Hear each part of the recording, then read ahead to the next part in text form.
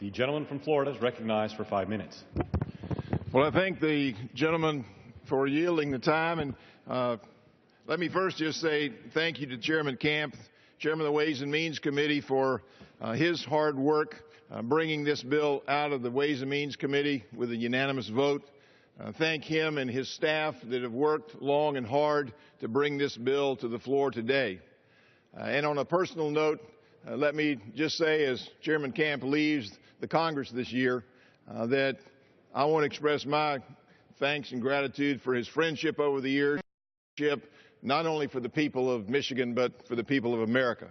You will be missed.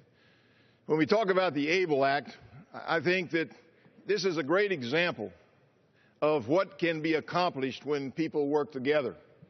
People say we don't always work together, but here's a case where people have come together, Democrats and Republicans, the House working with the Senate, for the common good of the people of America. I think all of us probably know somebody, either a family member or maybe a friend of the family, somebody that has a disability. It might be Down syndrome, it might be autism, it might be some other disability.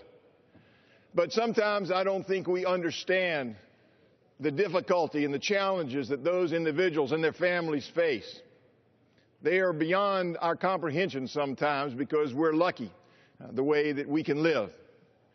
But the ABLE Act seeks to address that inequity, seeks to help those people that so often society overlooks or maybe the government overlooks. And the ABLE Act is very simple, it's very straightforward, it's understandable, and we've come to this after 8 years of hard work. When I first filed the bill in 2006, there were very few co-sponsors of this legislation, but over the years an awful lot of people on both sides of the aisle have worked long and hard to make this legislation better. And some of the individuals that have disabilities have come to Washington every year. They've gone out and they've talked to their individual representatives. And that's one of the reasons why we have 380 co-sponsors in the House, because those individuals have gone to an office and sat down and said, this is something that would make a difference in my life. And those members have said, we want to help.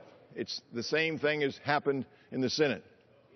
Well, I heard Chairman Camp talk about how that takes place.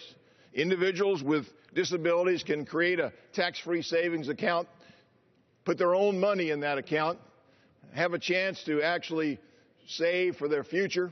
Those dollars grow tax-free, and as long as they're used for qualified expenses such as medical expenses or maybe educational or job training expenses, they can use those proceeds. And we already allow folks to help themselves by setting up tax-free savings accounts to save for college, called a 529. We allow people to save for their retirement through a tax-free savings account called an IRA or 401k. And we allow people to save for their health insurance by the creation of health safety accounts. So it only seems fair to me and to all of us that we would provide the same sort of treatment to those individuals that are less fortunate than we are. Now we have a situation where the ABLE accounts will open the door to a brighter future to millions of Americans.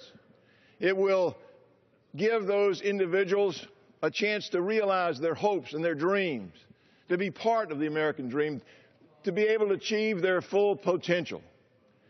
And I can't think of anything that is more rewarding.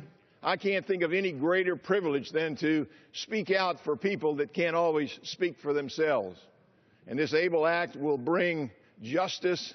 It will bring peace of mind to millions of American families who live with disabilities every day. And I think that's something worth fighting for. Now, yield back. The gentleman